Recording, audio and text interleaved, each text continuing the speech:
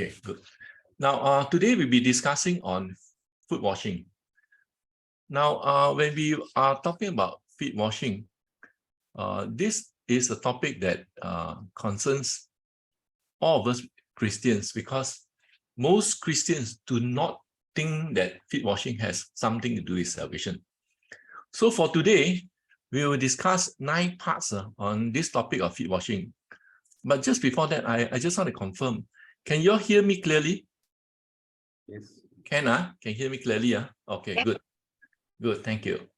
Now, the topics that we'll be covering today is, number 1, let's understand what is a sacrament, okay?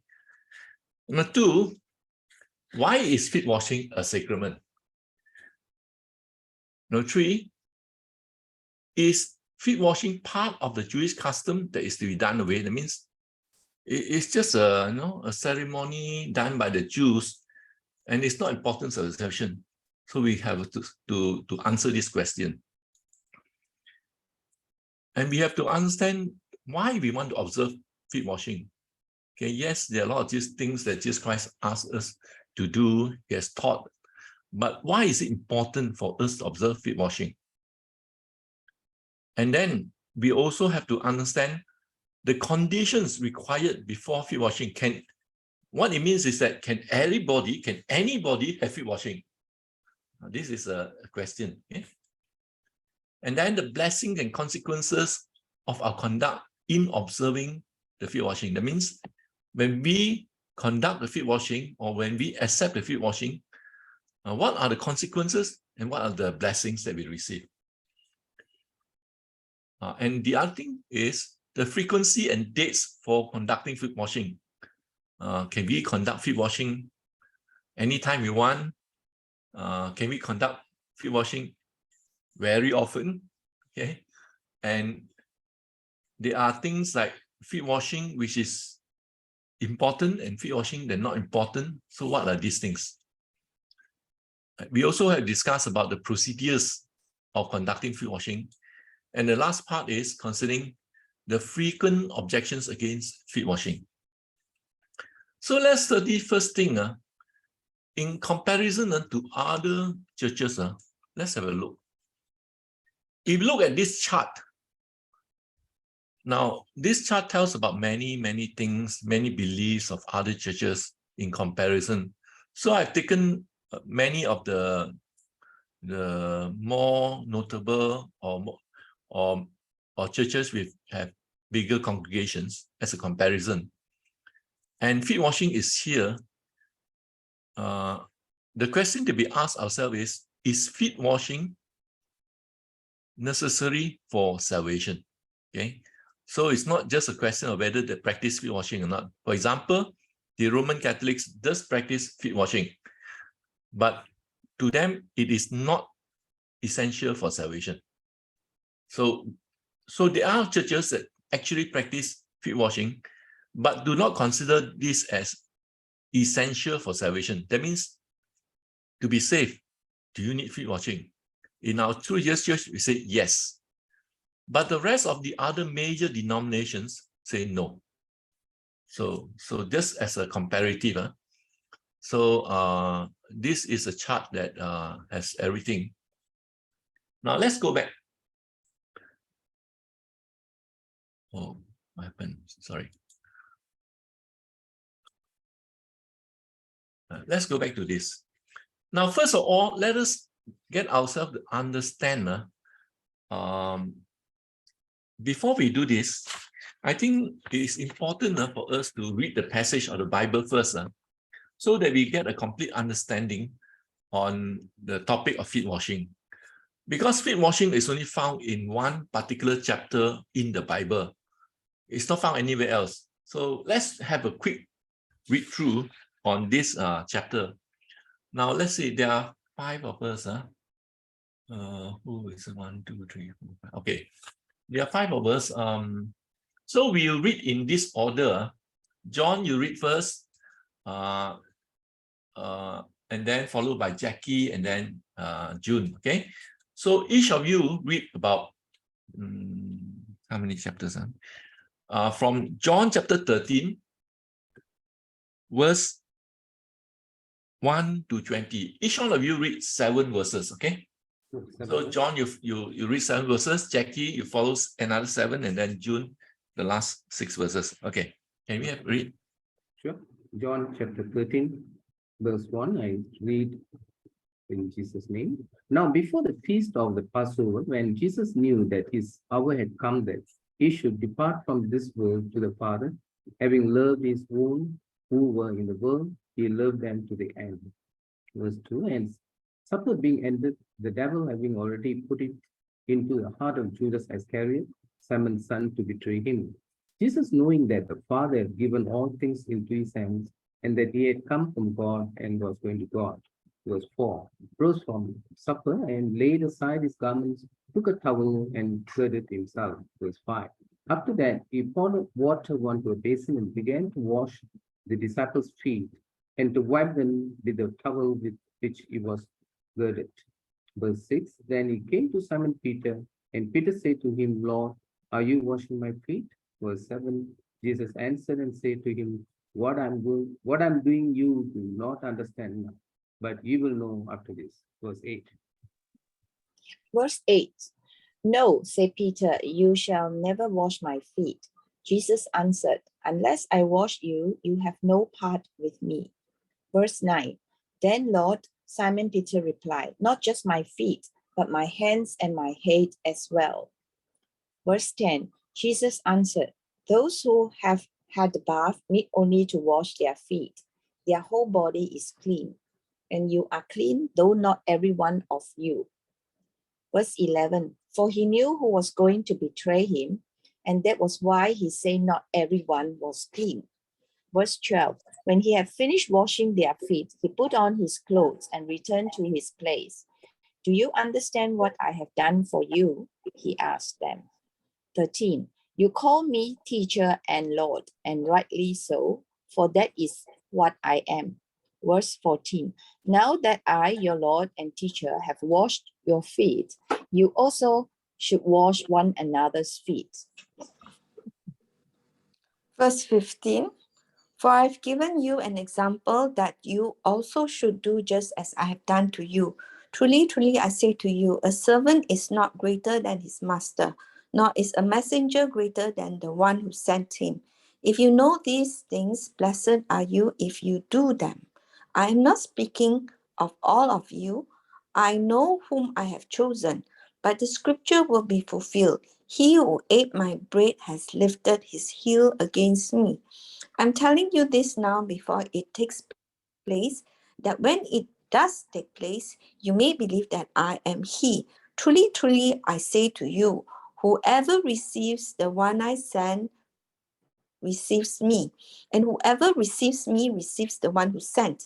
After saying these things, Jesus was troubled in his spirit and testified, truly, truly, I say to you, one of you will betray me. The disciples looked at one another, uncertain of whom he spoke. One of his disciples, whom Jesus loved, was reclining at table at Jesus' side. So Simon Peter motioned to him to ask Jesus of whom he was speaking. So that disciple, leaning back against Jesus, said to him, Lord, who is it? Okay. Okay. Sorry. Never mind. It's okay. So here, when reading this verse from chapter 13, verse 1 to 20, what we know was this was one of the last, in fact, this was the last sacrament that our Lord Jesus Christ did. Okay. After we discuss what is a sacrament, but this was, in fact, one of the last commandments that our Lord Jesus Christ gave to his disciples concerning things that is needed for salvation. So what we find here was that Jesus Christ, after the supper, what he did was he got off the table, took off his outer garments, tied a towel around himself, pour water in the basin, and began to wash the disciples' feet. That is what you find. Okay. And then after that, Peter turned around and said, Lord, you can never wash my feet. And Jesus Christ told him, you do not know what I'm doing. Afterwards, you understand. Jesus Christ at that time did not scold Peter, okay? He only tell Peter, what I'm doing now, you will not understand. But after that, you will understand.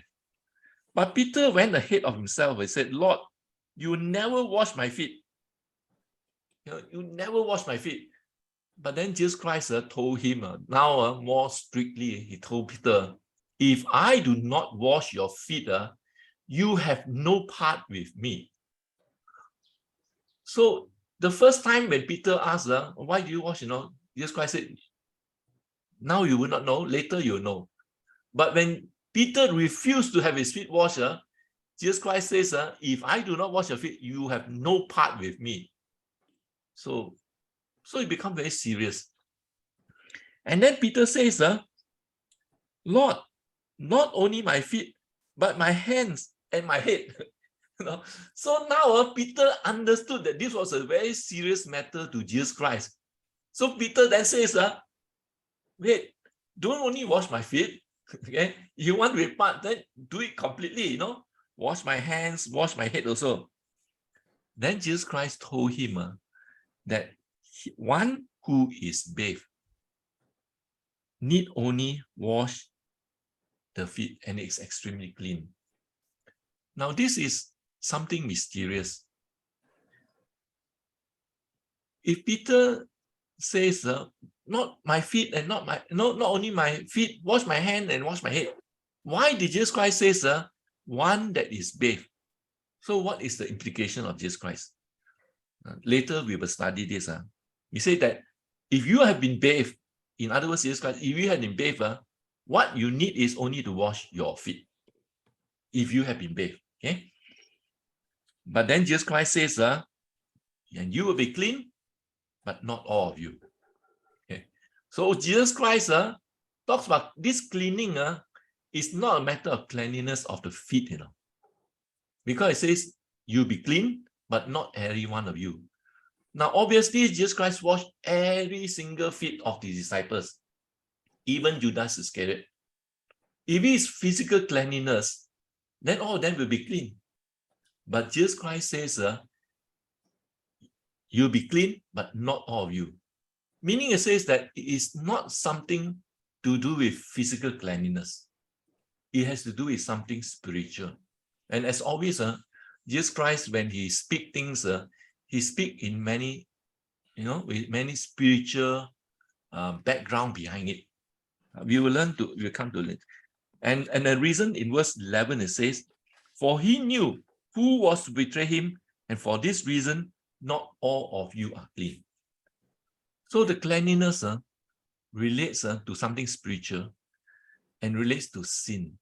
That means you will be completely clean. That means sinless. But not every one of you. Because why? One of you are going to betray me. And then after that, in verse 12 onwards, Jesus Christ now, to answer the first time when Peter asked, why do you want to wash my feet? Now Peter, and you know that Jesus Christ says, afterwards you will know lah. So now, in verse 12 onwards, now Jesus Christ says, do you know what I've done to you? This is where he started to explain, what have I done to you? You call me teacher, you're right. For that is why I am. And then Jesus Christ says, if I, then your Lord and teacher, have washed your feet, you also ought to wash one another's feet. So the lesson that our Lord Jesus Christ taught the disciples is that, take note of the words that Jesus Christ says, if I, your Lord and teacher, have washed your feet, you also wash one another's feet. Now, Jesus Christ put himself as a person who washed the feet, as the one who is teacher and Lord. Teacher and Lord. Okay? It is not Peter washing the feet of Jesus Christ, no, but the teacher and Lord are washing the feet of those who are lower rank. Okay? So it says that if I, the Lord and your master, wash your feet, you also ought.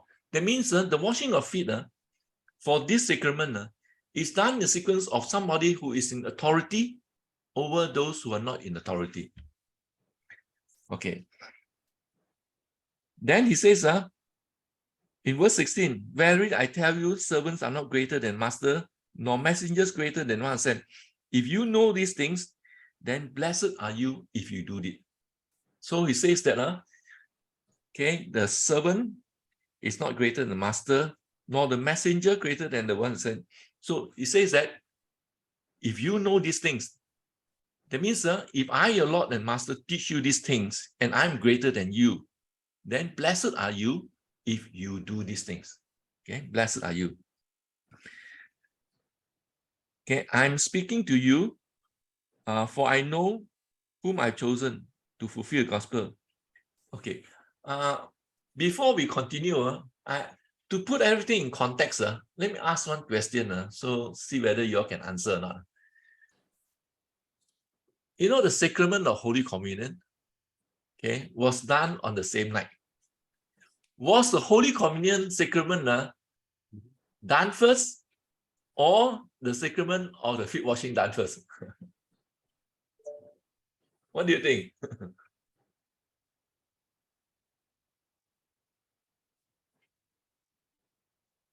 Anybody would like to take a shot?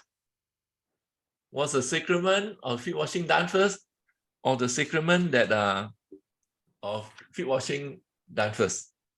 You mean the Last Supper? The Last Supper was done first. Yes. Yes. You're correct. Okay, you're correct. Because as just now Junsi was reading, he overshot the whole session. And you find that you read from verse 26 onwards, Jesus Christ dipped the morsel, give to Judas Iscariot, and then the devil entered into Judas Iscariot, and then what you're going to do it quickly. So after that, Judas left. So Judas at the Holy Communion with Jesus Christ, okay, and it was after the Last Supper that this feet washing was conducted. Now, Holy Communion is not mentioned in John, in the book of John. Okay, it's mentioned in other books, but not in the Gospel of John. But from this account, you can see that the Holy Communion was done before feet washing. Okay, feet washing, because after that feet washing, Judas Iscariot left. Okay, so now let's come back to our topic today. What is a sacrament? Okay, let's look at what is a sacrament. Now, there are three criteria for what is to be a sacrament. It is considered a sacrament if it is instituted by Jesus during his ministry.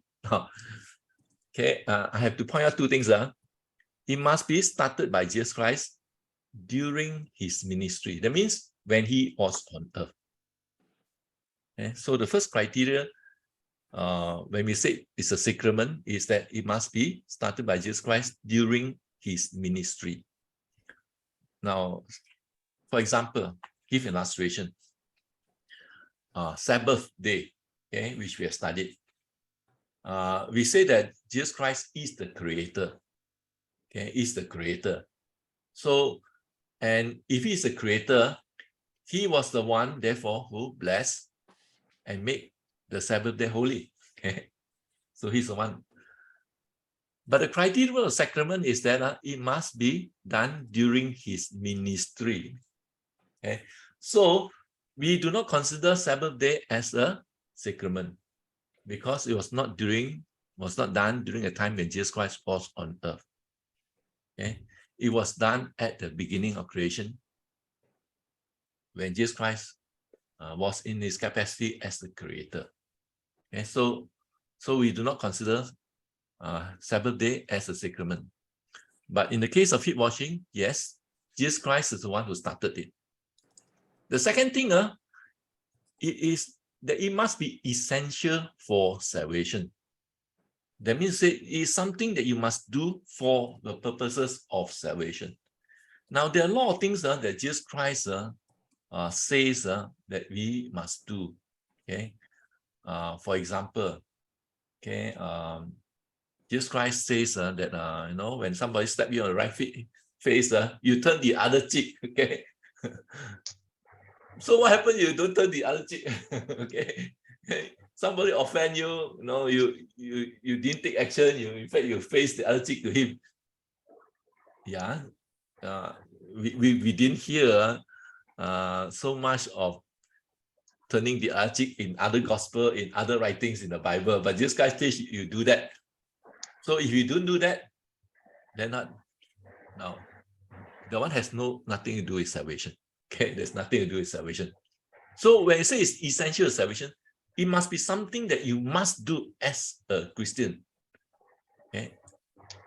The third thing is commanded by Jesus Christ to be observed by disciples. Now, this 1 and 3 is different. Why is it different? Yes, it started by Jesus Christ, but is it a command that it must be followed?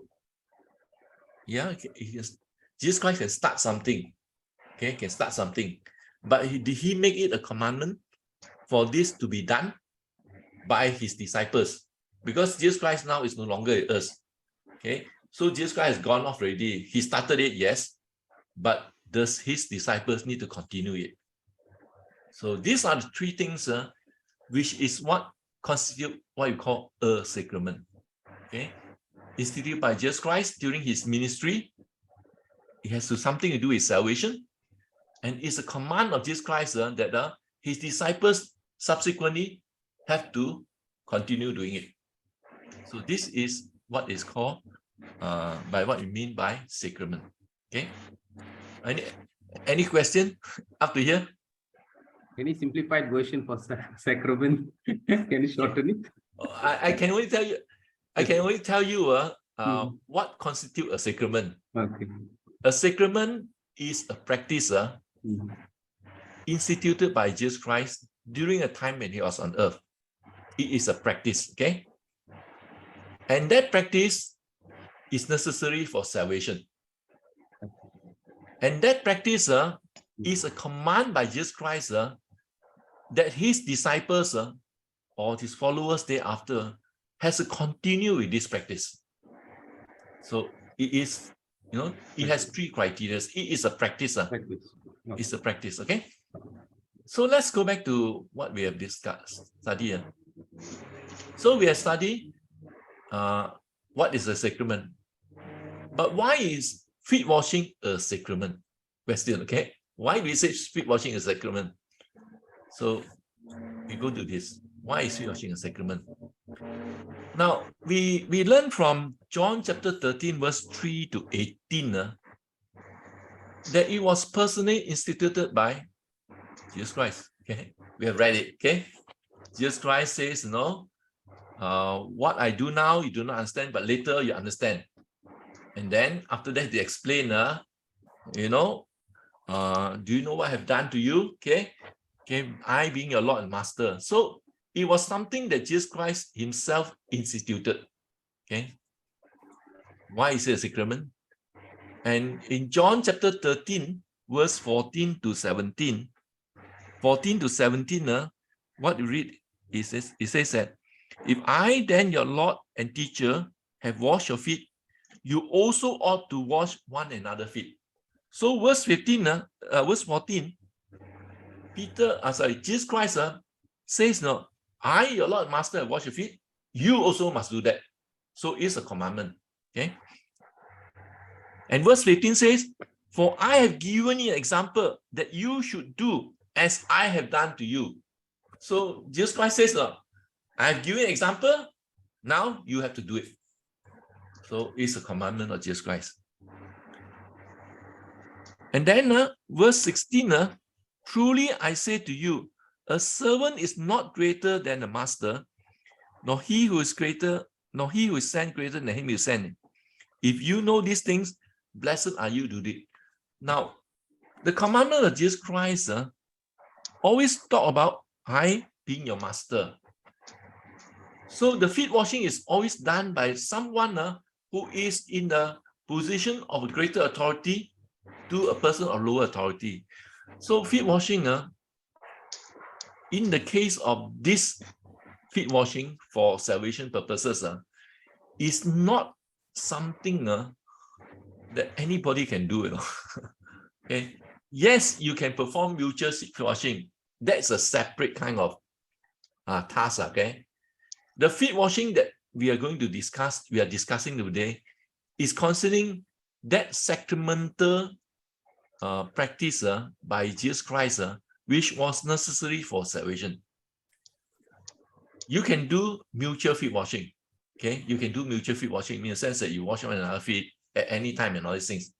But this feet washing act that is done has to be done only once. Okay, we will continue this a bit later. Okay, now a requirement to have a part with Jesus Christ. We have read this verse in John chapter 13, verse 8 to 10, where, as we have just explained, Peter says, no, you cannot wash my feet. And then Jesus Christ answered back Peter. He says that, if I do not wash your feet, you have no part with me. Verse 8, okay? So that is quite serious, okay? Because by saying that, Jesus Christ is telling Peter, if I do not wash your feet, you have no part in salvation. As simple as that. No part in me. That means you and I have no relationship. You have nothing to do with me. So obviously, this has something to do with salvation. It's not a question of, oh, you are disobedient, I don't like you. It's not that, okay? You have no part with me, meaning it says that you have nothing to do with my salvation. So, because Jesus Christ spoke in this manner, then Peter says, Lord, not only my feet, but my hands and my head. Peter realized the seriousness of this thing, that he then says that, because now I know that this has something to do with salvation. Lord, just why only my feet? Wash my hands, wash my head also. But then Jesus Christ says, he that is bathed does not need to wash except for his feet, but he's clean all over, and you are clean, but not every one of you. Now, just now we explained this cleanliness is not about physical cleanliness, about dirt and all these things. Because when you say not every one of you, you can allude to it, is referring to sins. Okay, it's relating to something spiritual, it's relating to sins. So it is a requirement, as Jesus Christ spoke, that it has something to do with salvation, and it has something to do with cleanliness, sins. So from what we can gather is that it is a necessary partner to do it for salvation purposes. Okay, so the three criteria is instituted by Jesus Christ. Yes, Jesus Christ did it. Okay. Essentials to salvation. John chapter 13, verse 8 to 10 is essential for salvation. And then, is it commanded by Jesus Christ to be observed by disciples? Yes, because Jesus Christ says, if thy Lord and Master have done this, you also ought to do this. And also he said, I have set you example that you should follow as I have done. So this is the, why is it the sacrament? Okay, why is it a sacrament? And why feet washing is a sacrament? Let's go back and up to here. Any questions so far? John, okay? Okay, good. Yeah. Okay. Now we have to ask ourselves: is feet washing a part of the Jewish custom that's done away with?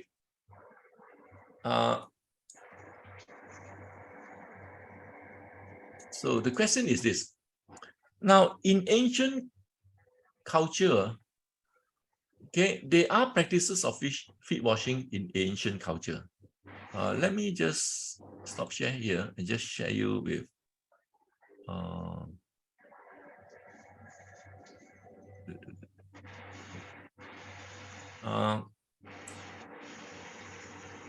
can you see this? Oh, Can you see the screen? Sure. Can okay, Yes, yes. I Can see. can see okay. Let me make it a bit bigger. Okay, can see. Ooh, too big. Okay, so from the perspective, during the time in the ancient Near East, like for example, Egypt and all these things, because they don't have cars like us, okay. So everywhere they go, they walk, and they walk. They wear sandals and all these things. So obviously their feet are dirty, easily dirty all the time. So in the ancient culture, there are existence of what you call feet washing. Okay. So before you come to the house, okay, is for example in Egypt, in Greece, okay, as a matter of hospitality, when a guest comes, you wash their feet. Okay. But the thing is, I have to say one thing. It is not an honorable task to wash another person's feet. Okay. Not an honorable task. For example, today, if somebody come to your house and you go up to wash the other guy's feet, I don't think anybody will practice it. Okay. Not very. And that is similarly the situation in the ancient days. Okay. So now, feet washing is often considered a chore of slaves. Okay, in particular female slaves. Okay, slaves. That means is a lowly work. So the slaves will be the one who tasked to wash it. So even the male slaves do not wash. They will get the female. Sorry, female seems to have a lower hierarchy in the hierarchy of slaves even. So the thing is, it is considered a very dishonorable job. Okay. So and that you find similar to the Greek culture, the Egyptian culture, the Romans also does the same thing. So during the time of Jesus Christ, this culture of feet washing is being done. Okay, feet washing is being done. But as we have mentioned, feet washing is the lowliest of tasks. Is performed by slaves. Okay, is performed. And sometimes those tyrant emperors, okay, in order to enforce his authority on others, like for example, Caligula, he forced the elders of the Senate to wash his feet. You understand? To show his authority. So from this context, let us understand one thing. Yes, feet washing is done during the time of Jesus Christ, according to the culture. But the culture is such that the master can get his feet washed by his servants. And even if his servants, the servant will be the lowliest of the servants, there will be female slaves.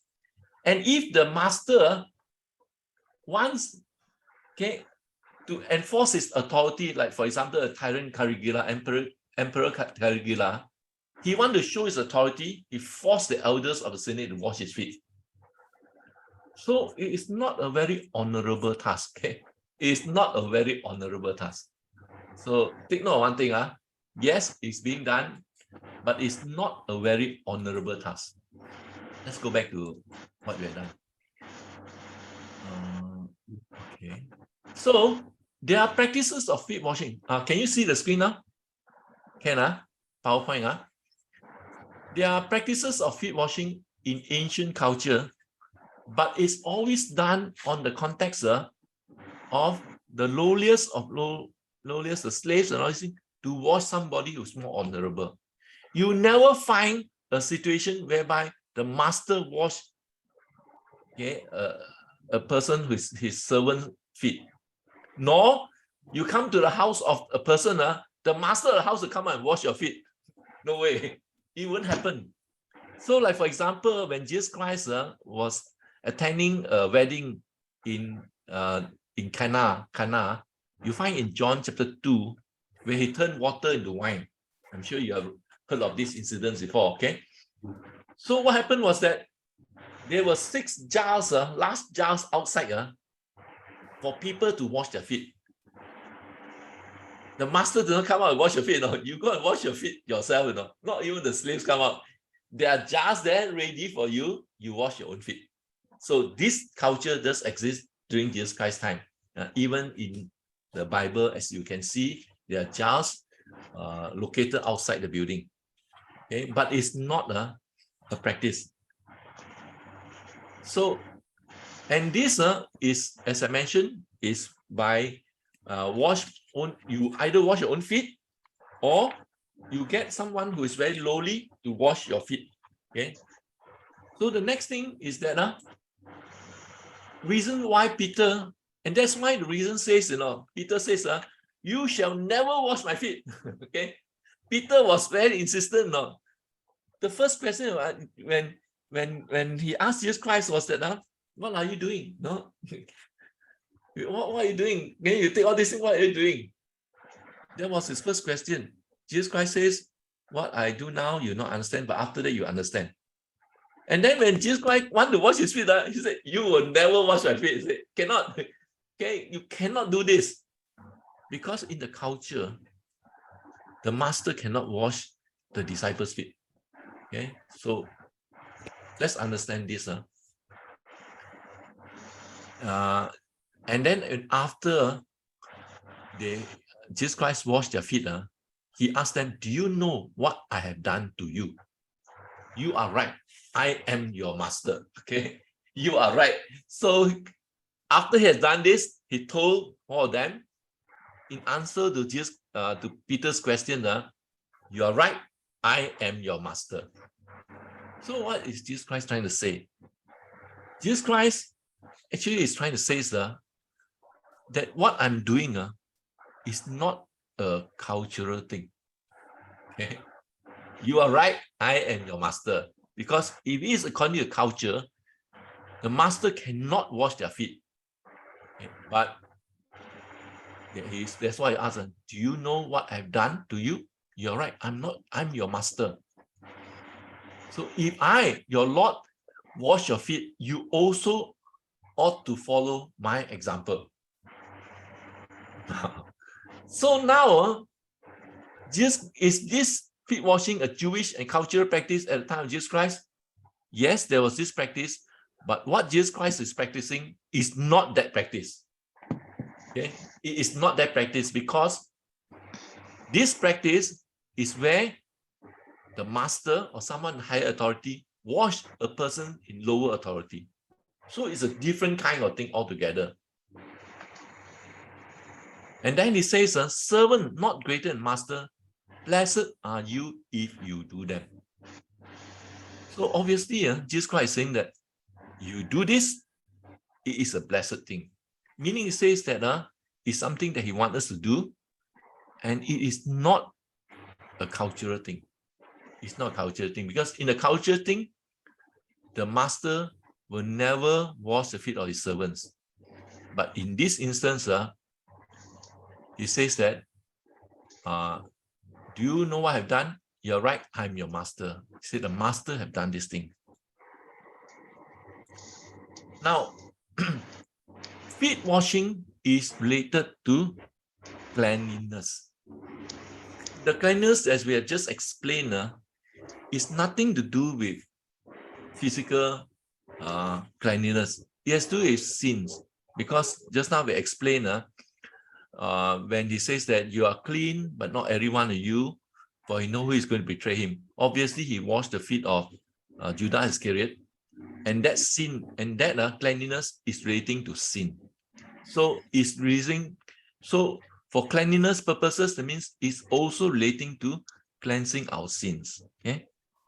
So that's why we find that Peter wanted, and when Peter wanted to wash his hand and his feet, what Jesus Christ says,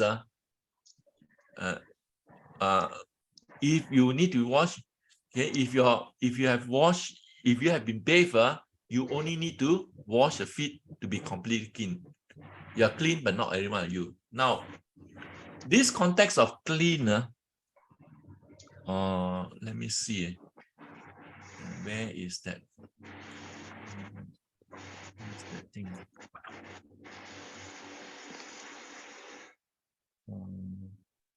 Okay. We'll come back to it shortly in another part. This practice of clean is actually let's look at last part. So by looking at it, feet washing goes against the main cultural norms and is therefore not a cultural practice. So I hope I've established that very clearly, that what Jesus Christ is doing is not what they normally do, because he as a master washed his disciples' feet, and that when Peter refused, he says that you don't do it, you have no part with me. So I mean, if say for example cultural thing, you do not wash your feet, what has that to do with your part with Jesus Christ? So serious that Peter says, wash me the whole body, as if his life is at stake, So obviously it's go beyond that. Okay. Now let's go back to this part. Reasons. Okay, we have gone through here. Okay. Now, this one concerns the blessings, okay, and consequences. Okay. In verse 17, it says that you are blessed if you do them. That means to say that feet washing has a part with receiving the blessings of God. And then also says you are clean. It means it says that it's necessary to complete the act of salvation. And what is the consequences? If you do not do it, you have no part with me. So the blessings and consequences of feet washing is mentioned in these verses, in verse 17, verse 10, and verse 8. Okay. We ask ourselves, who are those who are qualified to receive feet washing? In verse 10, it says, only those who have bathed need to take this further step. Maybe just to confirm this verse, let's read this verse again. John, can you read? Right? Jesus said to him, he who is bathed needs only to wash his feet, but is completely clean, and you are clean, but not all of you. Okay. So, oh gosh, what happened to this?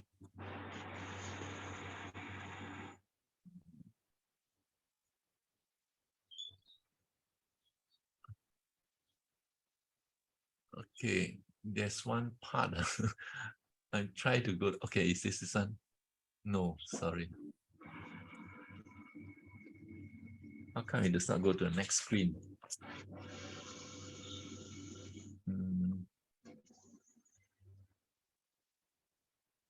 Okay.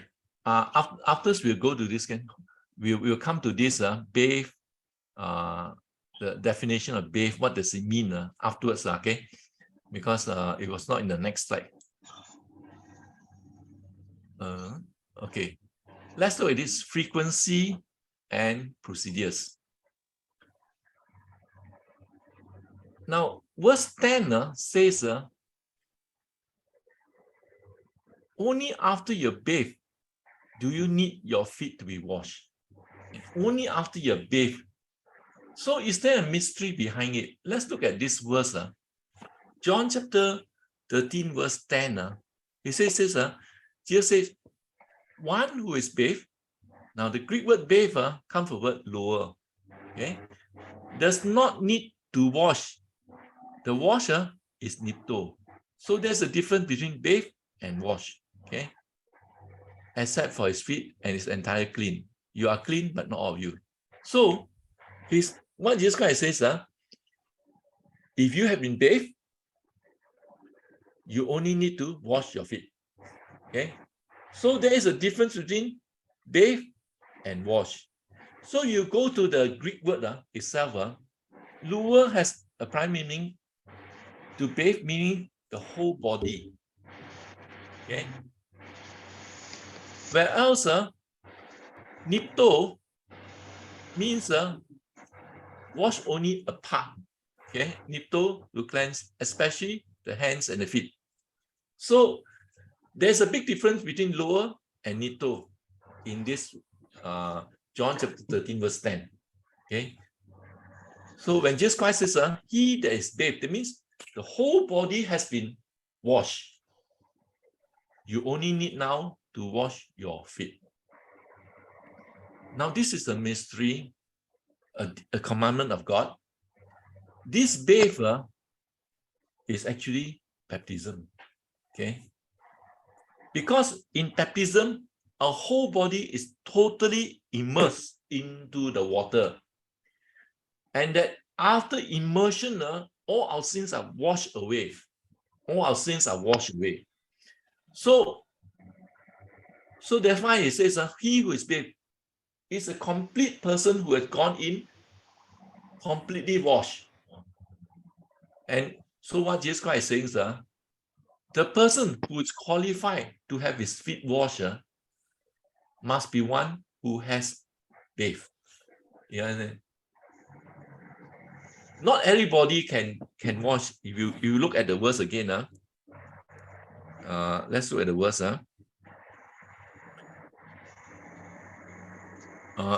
Because in verse 9, Peter says, don't wash my feet, okay, wash my hands and my head. But Jesus Christ explained to him that if you have been bathed, that means a person who is fully baptized, that person who has been baptized need only have his feet washed. Okay, so in our context, feet washing can only be done for a person who has been baptized. Okay, because Jesus Christ says, one who has bathed only need to wash his feet. Okay, so not anybody can. Jesus Christ did not go out and wash everybody's feet, but his disciples who have been baptized, they had their feet washed. Okay, so this was an instance. And what we also know here is that you are clean, but not all of you. So it has to do with something with salvation. Okay, we go back to here. The next part is, who can wash the feet? Verse 14 says, if I, your Lord, your Master, have washed your feet, set your example. So the washing of the feet, okay, for these purposes of this sacrament, I'm not talking about the mutual feet washing that members can do and all these things for purposes of humility or whatever. But the purposes of this sacramental feet washing has to be done by someone who is authority to a person who is supposed to have lower rank. So in the case of our church, okay, the feet washing is always done by the ministers. It can be the deacon, deaconesses, the preachers, and all these things, the elders, to wash the feet of the members. You will never come a situation of the members washing the feet of the deacons or the elders or whatever. No. Okay. The other thing is, who can wash? So I've mentioned this is a superior washing the feet of the inferior. And then as far as the procedures of washing, which you will read in verse 4 to 5 in John. So you see Jesus Christ, he took a towel, pour in the basin, wash the feet of the newly baptized, and then as read in 4 and 5, he'll wipe the feet with the towel. So all is needed is towel, basin, and water. Okay. So, and contextually, in our church, for social etiquette, what we do is that for adult members, the minister shall only wash the feet of the same sex to avoid social taboos. Okay, so you won't find a male deacon washing the feet of a sister or this. We don't do that. I'm not very sure what happens. Somebody asked, what happens? The preacher goes to a new place, And then after baptism, there are people who are baptized, male or female. So what? That's why I said this is social etiquette. Okay, wherever is possible, adult members, the minister shall only wash the feet of the same sex. So if you go to a new area and you are only minister who go there, and then after baptism, I suppose that the feet washing can be conducted by the minister for members of the opposite sex as well. Okay, but for social etiquette in our church, you will find if it's the adult member, is the deacon will wash the feet of the male members, and for the female members, it is the deaconess who will wash the feet. Okay, so it is that. As far as children is concerned, then there's no taboo. Okay, so because they're children, meaning it says they are below 12 years old, the deacon or deaconesses can wash whether it's boy or girl. So this is our practice. Okay, so let's go back to what we have done. Procedures, we have covered this already. So we look at the last part, frequent objections. Now, basically, there are two main objections to why the practice of feet washing is not practiced in many other churches. Okay, the main objection is number one. Okay, they say, hey, it's only recorded in John chapter 13. Okay, no other place in the Bible that Jesus Christ mentioned. Now, we have to take note that when Jesus Christ mentioned it to Peter, Peter understood it very clearly. Okay, that is a very serious matter. Okay, so every word of Jesus Christ is precious, and therefore, if Jesus Christ mentioned it once, it's good enough. Okay, it's good enough. Okay, there are many words that Jesus Christ has spoken, not recorded in the Bible. But if it's recorded in the Bible, it should be good enough. Especially you look in the context of how Peter understood it. Okay, Peter understood it that if this was not done for him, he has no part with Jesus Christ. He understood it very clearly. Okay, so this is a very serious matter. Okay, and we also know that it is not a cultural practice during Jesus Christ's era. Okay, we say that it's not a cultural practice because, okay, although we agree that there are cultural practices on this matter, but there is a fundamental difference, and this fundamental difference is concerning who wash whose feet. In this thing, we understand the fundamental difference is that Jesus Christ wants to set an example that this feet washing will always be done by those who are in a higher authority to those in lower authority. Okay. Jesus Christ said, if I then your Lord and Master do, you also must do. So he's taking a position, I as a master doing it, and therefore you, when you do it, is in the same position. Higher authority to those who are lower authority. Okay. So we have come to the end of our discussion. Any question? Yes. Okay. This one. You see, in the New Testament churches, like in Book of Acts and the other epistles, often we read about the baptism of Holy Spirit and also Holy Communion. But why this was missed out? The washing thing. Okay. Yes, it appears to be quite silent. Oh. But if you look into a historical account, actually there are historical records that feet washing has always been done. In the earlier times, they are. I read this, but unfortunately I could not. I did not take out for production for you all to see. There are historical records that feet washing has always been done in the early centuries. In fact, the first few centuries, feet washing has always been done. It's only later that it was discarded. So you go back to study the historical records, feet washing has always been done. But then practically down here, okay, in the sense that people say that, oh, feet washing, why is it not necessary, you know? And there's some objections to say that it's a cultural practice. So therefore, they do not want to do it.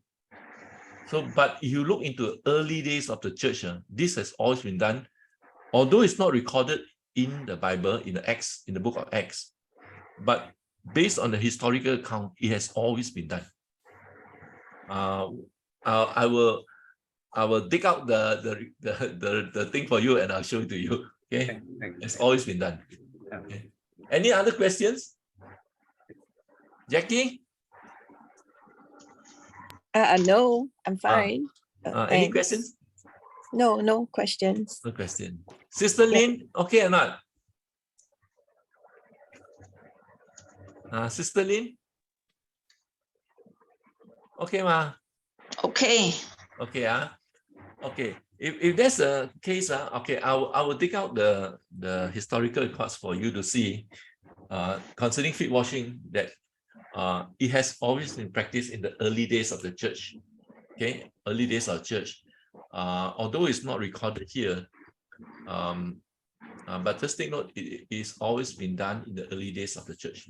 Okay, so with this, we'll end our session today. We will have another session next Sunday, same time. Okay, I'll stop the recording.